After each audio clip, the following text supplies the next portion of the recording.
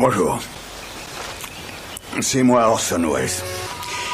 J'aime pas trop les voleurs et les fils de pute. Salut c'est nos ciné, votre rendez-vous avec le cinéma qui là tout de suite vous arrive sous forme d'Extra Ball, notre petite récréation hors format qui nous permet de mettre un rapide coup de projecteur sur un film du moment ou, comme on va le faire tout de suite, une ressortie avec la parution en Blu-ray de Crazy Day de Robert Zemeckis qu'on va évoquer avec mes camarades Rafik Djoumi et Julien Dupuis. Salut à tous les deux. Salut Thomas. C'est nos ciné Extra Ball spécial Crazy Day, c'est parti.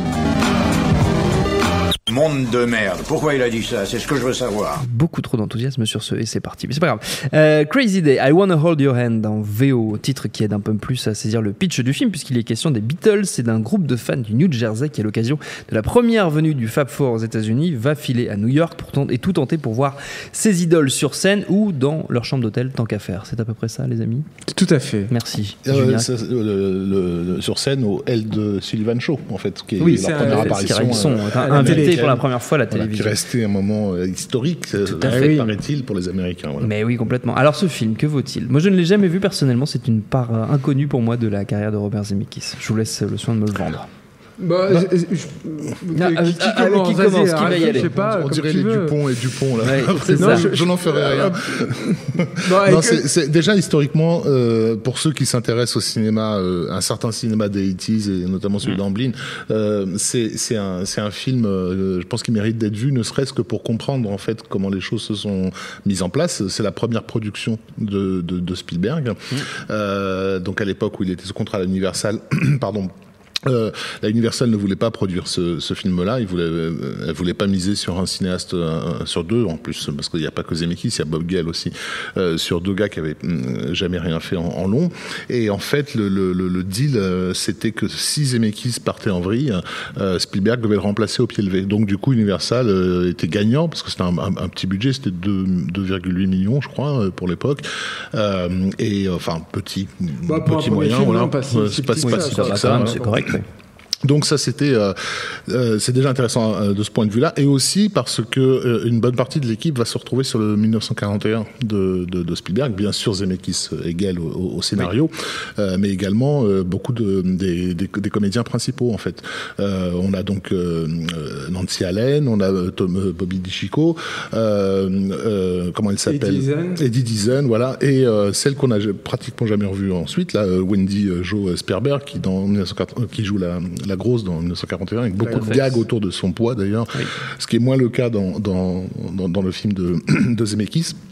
Et c'est un film qui a un peu surfé sur la vague post-American Graffiti, quand il s'est fait, qui avait vraiment été, je pense, assez marquant, parce qu'il n'y avait pas tellement de films nostalgiques dans le Hollywood d'avant. Et il est assez intéressant de ce point de vue-là, parce que même s'il émule, même visuellement d'ailleurs parfois, notamment dans les scènes du début, un peu American Graffiti, en fait il se détache complètement du discours nostalgique. Il s'agit vraiment pas il s'agit pas d'un film qui nous invite à nous replonger dans un passé idéalisé, mais à essayer de comprendre ce qui s'est passé dans ce passé-là pour qu'on en arrive là où on en est aujourd'hui. Donc c'est au moment où il sort en 78, c'est un film contemporain. C'est un film qui met en scène un groupe de 4 filles. Les seconds rôles sont tenus par des mecs, et en fait la Beatlemania qui est au cœur du projet va modifier la vie de ces nanas et leur façon de se comporter en société. C'est flagrant dans le personnage de Nancy Allen qui s'apprête à se fiancer, à mener une vie bien rangée, et qui en gros à travers cette expérience va complètement lâcher l'affaire, découvrir le sexe. Et découvrir le sexe au détour d'une scène de fétichisme assez étonnante, il faut quand même le dire. Une fellation à un manche de guitare. Voilà. Parce qu'en fait, elle se retrouve coincée dans la chambre des Fab Four alors qu'ils sont absents, complètement par accident, et elle commence à tout lécher, en gros, tout ce qui se trouve là. Et spécialement le manche de guitare. Spécialement le manche de guitare. Pareil avec, comment elle s'appelle, la fille de Paul Newman, Suzanne Kendall Newman, qui elle, dans le groupe de filles, est celle qui déteste les Beatles, en fait, parce qu'elle est à fond sur les chanteurs engagés, type John Baez et compagnie, elle fait chier tout le monde avec ça, et qui, en fait, va il va y avoir un événement où elle va voir la foule de fans en furie s'en prendre aux flics à propos d'une histoire de coupe de cheveux et réaliser que cette énergie déclenchée par des She Loves You est une énergie de rébellion, là où elle voyait avant tout une machine commerciale, en fait. Voilà. Donc chaque personnage voit un peu son parcours, enfin sa vision du monde se modifier. Et donc c'est vraiment c'est un changement d'époque qui met en scène. Julien. Et je pense que ce qu'il faut rajouter aussi, c'est que ce qui est intéressant, effectivement, quand tu t'intéresses à la carrière de Spielberg et à tout ce qui va se passer derrière, c'est que Crazy Days, c'est aussi un galop d'essai sur 1941. C'est-à-dire que Rafik, il parlait des comédiens et c'est vrai. Enfin voilà, et c'est pas un hasard, je pense. De l'équipe technique aussi. Si, ouais. Mais même la structure en fait scénaristique fait énormément penser en fait à 1941. C'est-à-dire que tu prends un événement historique qui est là pour le coup réel, ce qui n'était pas le cas dans 1941, et en fait tu autour de ça tu fais graviter tout un tas de personnages pour essayer de faire une espèce de comédie totalement délirante qui fait beaucoup penser à ce que tu pouvais lire dans les pages de Mad, etc. Donc t'as de toute façon cet héritage là en fait qui est tout à fait prégnant, quoi. C'est-à-dire pour moi c'est un super complément à 1941. Si tu aimes 1941, je pense qu'il faut voir absolument ce film là.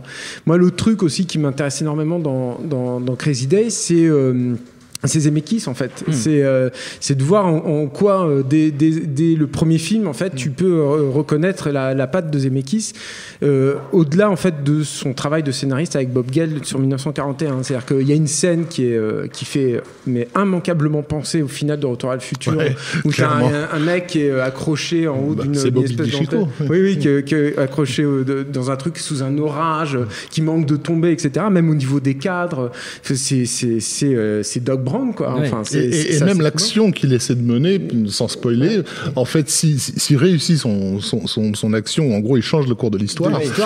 C'est un éclair, un éclair qui arrive au bon moment et qui va finalement s'assurer que l'empêcher de modifier l'histoire. Donc, il y a aussi tout ce côté Rotoman en fait qu'a Zemeckis, hein, qui est toujours là. Je veux dire, il est quand même le créateur de Jessica Rabbit. Donc, quand tu travailles pour Disney et que tu crées un personnage comme Jessica Rabbit, ça se pose là. Et donc là, on en a déjà parlé, mais c'est aussi présent, et aussi la façon qu'il a de détourner, puisqu'on sait que c'est un fanat de Hitchcock, donc de détourner certains découpages aussi de Hitchcock dans des scènes qui n'ont finalement rien à voir. Il y a une scène notamment dans un salon de coiffure où très clairement il y a un découpage comme s'il s'agissait d'une scène de film à suspense. Et il y a un autre truc aussi que moi j'adore et qui est un pur régal là de mise en scène dans le film, c'est cette obsession que Zemeckis il a de jouer avec des images d'archives en fait, et comment il les intègre en fait à sa fiction. Et évidemment ça se passe des années avant Forrest Gump, donc il n'a pas à disposition les effets spéciaux numériques qu'il va utiliser dans Forrest Gump, qui vont lui permettre d'ailleurs de faire en sorte que Forrest Gump rencontre John Lennon. D'ailleurs, c'est assez intéressant aussi ça. Mais il y a, sans vouloir spoiler, on voit en fait la représentation en fait des Beatles sur scène. Sauf que ces personnages sont dans la salle. Et évidemment, Zemeckis étant Zemeckis, il va pas se contenter en fait d'un simple chant contre chant. Et il y a un travail en fait sur le cadre et sur les doublures en fait des Beatles qui est absolument remarquable, qui est pas vraiment, enfin c'est au-delà de l'effet spécial, c'est l'effet spécial en tout cas intégré à sa mise en scène. Notamment, il filme par exemple les moniteurs de télé avec les vrais Beatles sur l'image du moniteur, et en fond tu vois sur un travelling, etc., tu vois les doublures en fait qui sont là, et du coup tu as un vrai trouble en fait, toi en tant que spectateur, tu te dis mais qu'est-ce que je suis en train de regarder exactement là. Et je trouve ça passionnant de se dire que dès le premier film ce mec là travaillait déjà là-dessus, quoi, sur ce qui l'amènera plus tard à réutiliser Clinton dans Contact ou des choses comme ça. Avec l'assistance d'un des plus grands truqueurs, enfin un responsable d'effets spéciaux de l'époque, qui bossait pour Hitchcock d'ailleurs, qui est Albert Whitlock, qui travaillerait sur 1941. Et qui travaillerait sur 1941. Et aussi, chose étonnante pour un film des années 70, c'est le recours à une très très grande profondeur de champ et à des compositions du coup dans la profondeur. Il n'est pas rare d'avoir vraiment un personnage qui apparaît au premier plan alors que l'action se passe au troisième, etc. Donc c'est un truc qu'il rapproche de Spielberg, je pense aussi, qui vient aussi de leur éducation de cinéma, dans l'âge d'or du cinéma hollywoodien. Et notre ami collègue Jérôme Vibon avait mis la main sur une séquence de la télévision française qui avait filmé le tournage de Crazy Day, qu'il n'a jamais utilisé. Ça a dû passer une fois quelque part. Voilà. Et c'était intéressant parce qu'on voyait Zemeckis, comment on le voit rarement, c'est-à-dire au travail, mais de façon paniquée en fait, d'un stress ahurissant, alors que Spielberg le visitait. C'était pas un sujet sur Zemeckis, c'était un sujet sur Spielberg. Mais Spielberg visitait le plateau, qui était en fait, toutes les séquences de foule, enfin avec beaucoup de figurations, ont été planifiées en gros sur une ou deux journées, quoi, pour vraiment rentabiliser au maximum. Et donc il était en train de se prendre la tête sur comment couvrir. C'était pas pour une séquence, c'était pour plusieurs séquences, le jour, la nuit, etc.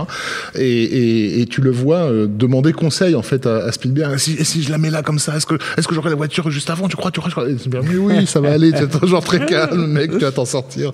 Donc ça c'est pas mal. Effectivement, c'est pas, enfin, même si le film a des défauts évidents, notamment un coup de mou vers le milieu, qui est dû aussi au fait que peut-être il démarre trop vite. C'est-à-dire que d'emblée, on est à la fois en train d'essayer d'élaborer une histoire, mais en même temps essayer de mettre le maximum de gags possible. On doit avoir 14 cascades avant la 10e première minute. Ouais, mais c'est leur truc aussi à Bob Gale et à Zemeckis, en tout cas à l'époque, où ils remplissaient le truc comme une loutre à mort. Et on retrouvera d'ailleurs ça dans ce problème de structure dans 1941. Mais c'est intéressant de voir que justement sur un plan visuel, il est déjà très très avancé, quoi. C'est un film que je trouve a encore de la gueule, quoi, si on le compare à des petites productions de la même époque. Et qui est très bien mis en scène. C'est vrai que c'est tout à fait souple et ça ressemble pas à un premier film. Et c'est fortement recommandé, donc vous l'aurez compris, par nos ciné. Crazy Day, c'est dispo en Blu-ray. C'est sorti C'était sorti dans les années 80, vaguement, faut le dire aussi, ça, vite fait. Mais je crois qu'il n'était jamais sorti en vidéo, même. Peut-être en vidéo aussi, mais en tout cas en DVD. VHS, oui, mais en DVD, jamais. Là, donc c'est un Blu-ray. Vous avez c'est l'occasion.